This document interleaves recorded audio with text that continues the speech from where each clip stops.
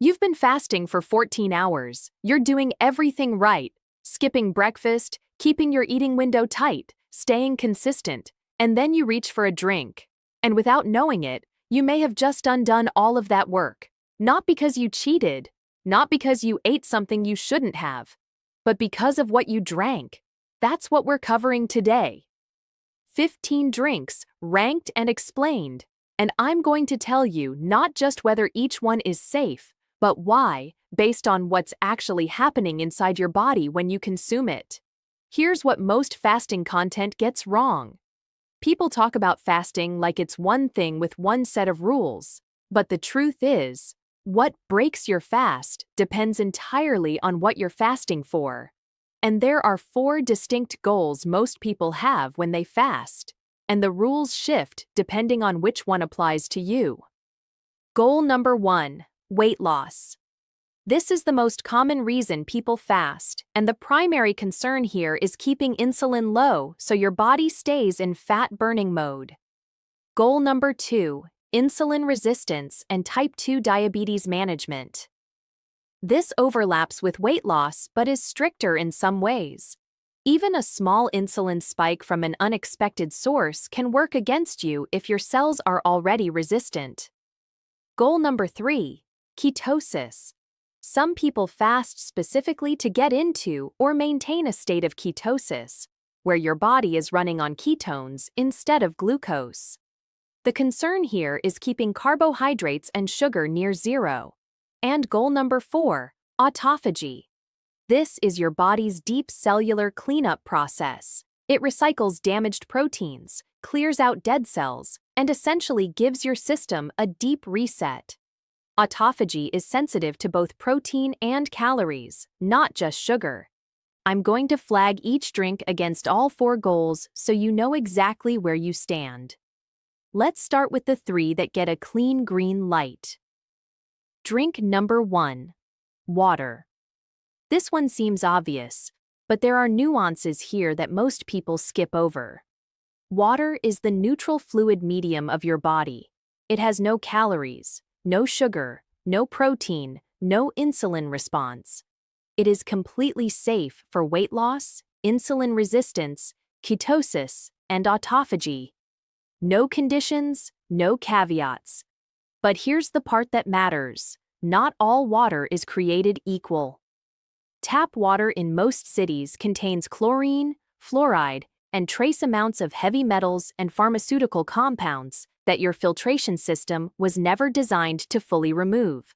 Over time, these compounds place a low-grade burden on your liver and kidneys, the same organs that fasting is meant to support. So during a fast, when the goal is to reduce metabolic burden, you want clean water. A good home filtration system, reverse osmosis, activated carbon, or both, is your best investment here. But here's a counterintuitive problem with reverse osmosis water. It is too clean.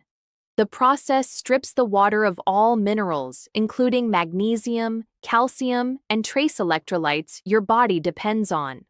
When you drink demineralized water consistently, especially during a fast when you're already excreting more minerals through urine, you can develop subtle electrolyte deficiencies, headaches, muscle cramps, fatigue, symptoms people often blame on the fast itself when the water is actually the culprit.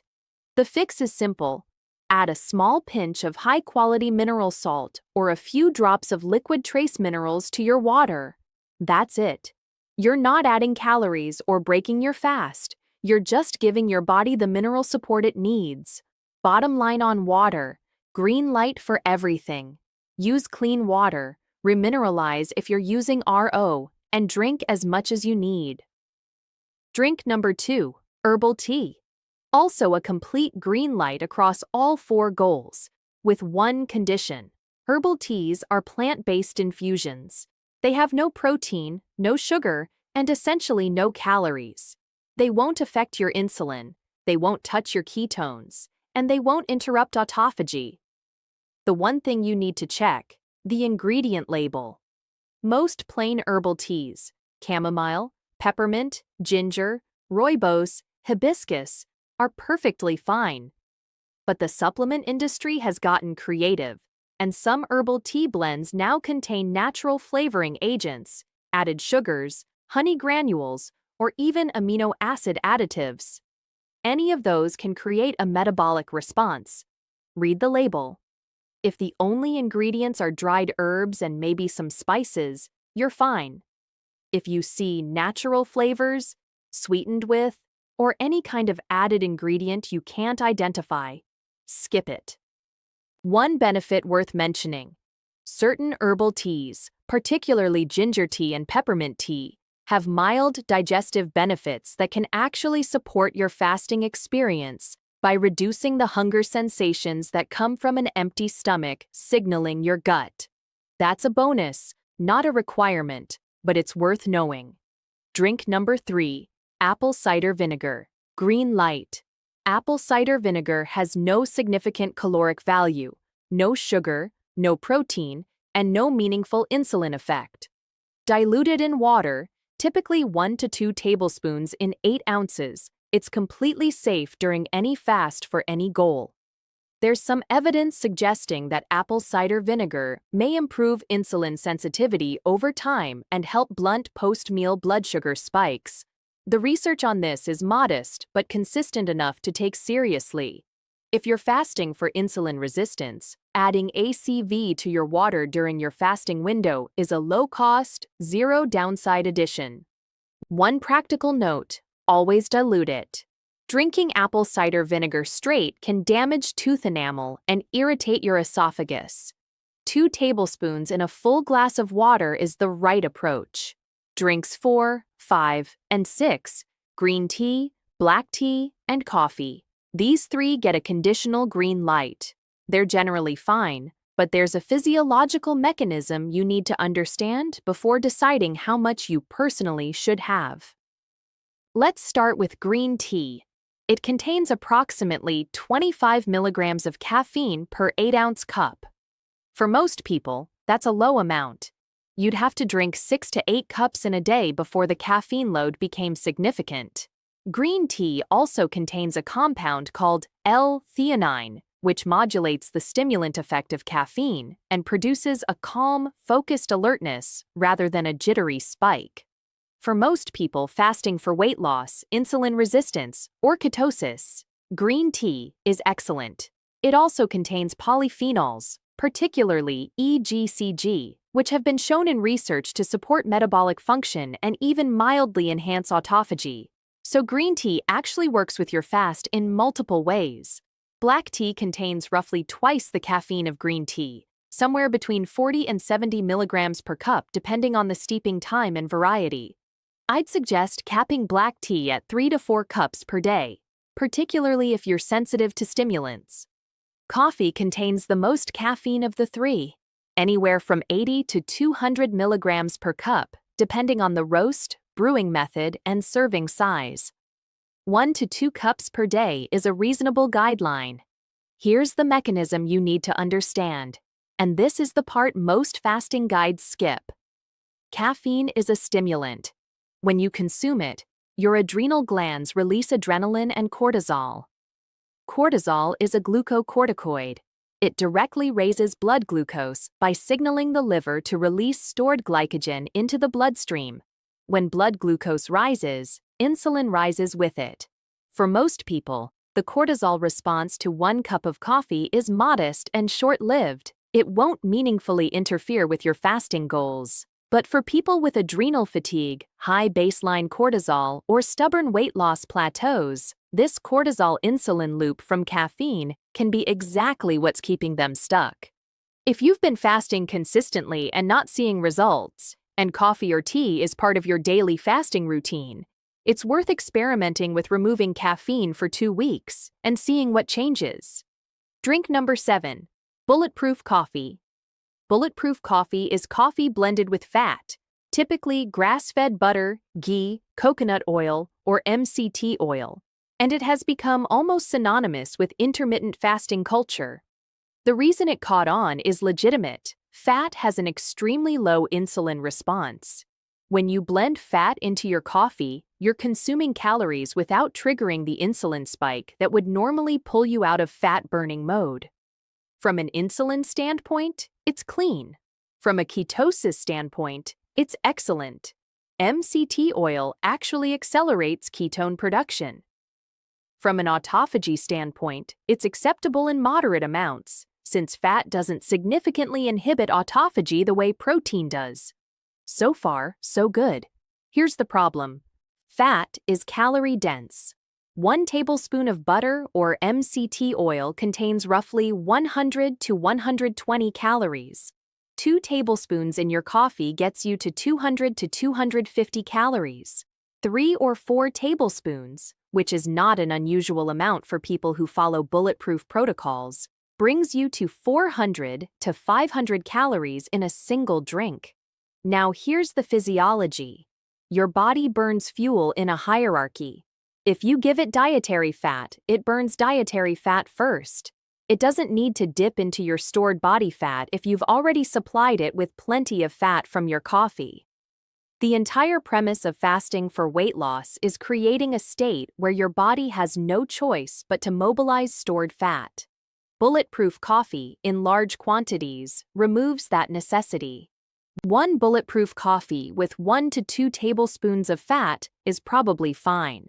2 or 3 large bulletproof coffees throughout the day, each loaded with 4 tablespoons of fat, and you may be consuming 1,000 to 1,500 calories while technically fasting, which is why some people fast for months and never lose a pound. Use it as a tool, not a meal replacement habit. Keep portions modest. Drink number 8, cream. Cream gets a green light with minor caveats. Heavy cream is more than 90% fat by caloric content.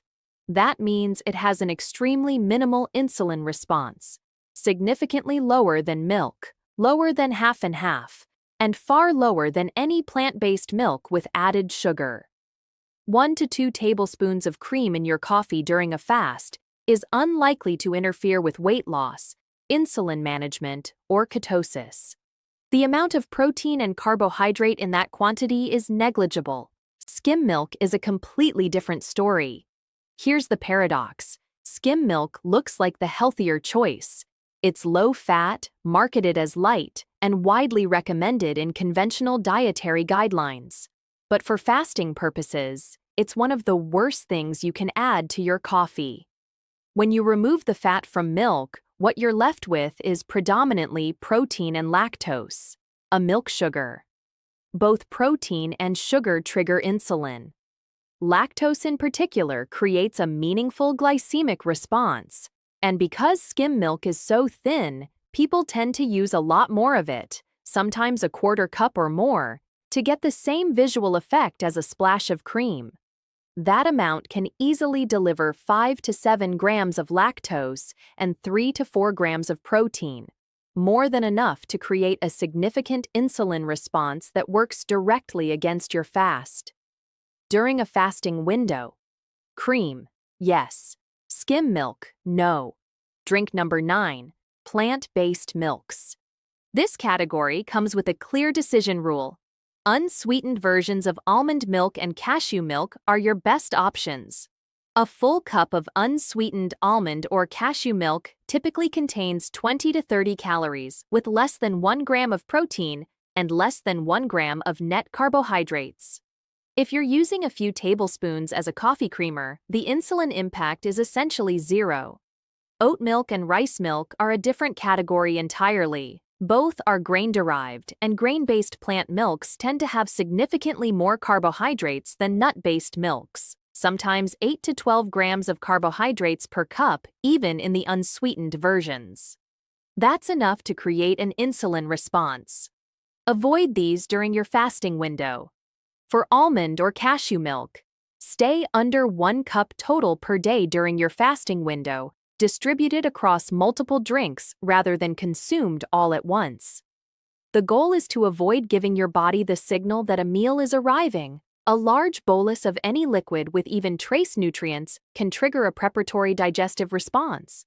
The non-negotiable rule for any plant milk: read the label.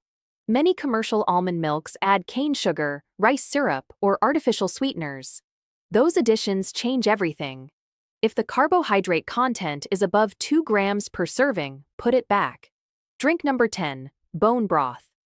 Bone broth is one of the most respected foods in the fasting community, and for most goals, it deserves that reputation. It's nearly zero carbohydrates, rich in collagen, gut-supportive amino acids like glycine and proline, and loaded with minerals, particularly calcium, magnesium, and phosphorus. For someone fasting for weight loss or insulin resistance, bone broth is an excellent tool. It provides mineral replenishment, supports gut integrity, and creates a minimal insulin response. But if autophagy is your primary goal, you need to approach bone broth carefully. Autophagy, your body's cellular self-cleaning process, is driven primarily by two things: the absence of protein and the absence of calories. When your cells detect that no protein is arriving from the outside, they upregulate their internal recycling machinery. They start breaking down damaged organelles, misfolded proteins, dysfunctional mitochondria, even viral particles that have been hiding in your cells. It's a biological deep clean. Protein intake disrupts that process. The research, most notably the fasting-mimicking diet protocols developed by Dr. Walter Longo, suggests that keeping protein intake below 18 to 20 grams per day is necessary to maintain meaningful autophagy. A single cup of bone broth can contain anywhere from 6 to 10 grams of protein. 2 cups, and you may already be approaching or crossing the threshold that suppresses autophagy. For weight loss and insulin resistance, bone broth is a strong choice, up to 2 cups per day. For autophagy, limit to 1 cup or use it only in your eating window. Drink number 11. Alcohol. Hard no. Regardless of your fasting goal, alcohol does not belong in any fasting protocol, and here's why the reasoning goes deeper than it has calories. Every fasting goal, weight loss, insulin sensitivity, ketosis, autophagy, is fundamentally dependent on a well-functioning liver. The liver is where fat is oxidized. The liver is where ketones are produced. The liver is where autophagy cleanup is largely coordinated. And the liver is the primary site of alcohol metabolism. When your liver is processing alcohol, it prioritizes that above everything else, including fat oxidation and ketone production. Alcohol metabolism also generates compounds like acetaldehyde that are directly toxic to liver cells. In people who already have insulin resistance, non-alcoholic fatty liver disease is frequently present as a comorbid condition, meaning the liver is already under stress. Adding alcohol into that equation doesn't just pause your fast, it actively damages the tissue you're trying to heal. If you are serious about any of these 4 goals, avoid alcohol entirely during your fasting protocol. Drink number 12. Fresh green juice. Fresh pressed juice from leafy greens is a nuanced one. Unlike everything on this list so far, green juice does carry genuine micronutrient value: vitamins, minerals, plant enzymes, chlorophyll compounds, and polyphenols. In isolation, it's a health food. But it also contains sugar. Even vegetables contain natural sugars, and the juicing process concentrates them by removing the fiber. That fiber is what normally slows sugar absorption and moderates the insulin response. Without it, even vegetable juice creates a faster, higher insulin spike than eating the whole vegetable would. If green juice is something you value, here's how to use it without derailing your fast. Have it during your eating window, and specifically, have it 20 to 30 minutes before a meal. This way, the insulin response it creates overlaps with the larger insulin response from your meal. You're not creating an isolated spike during an otherwise fasted state. Keep the portions small.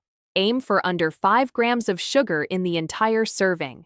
And if autophagy is your primary goal, I'd recommend avoiding green juice entirely on fasting days. Autophagy is sensitive to both sugar and amino acids, and concentrated plant juice contains enough of both to meaningfully suppress the process. Drink number 13. Coconut water. Coconut water has a marketing reputation that far exceeds its fasting utility. People reach for it because they associate it with electrolytes and hydration, and while it does contain potassium and magnesium, it also contains about 2.6% sugar. A standard serving of 500 milliliters, which is the size of most commercially sold coconut water bottles, delivers 12 to 15 grams of sugar. Compare that to fresh green juice, which at least offers dense nutritional value alongside the sugar. Coconut water gives you a relatively modest electrolyte dose with a sugar load that will break your fast and spike insulin. If electrolytes are your goal, and during a fast, they often are, especially if you're exercising, a pinch of quality mineral salt in your water or a zero-sugar electrolyte powder is a far better solution. You get the minerals without the sugar consequence. Drink number 14. Store-bought juice. This one is a hard no for every fasting goal, every time, no exceptions. And the reason goes beyond just the sugar content, though that alone is disqualifying. Orange juice runs approximately 8% sugar.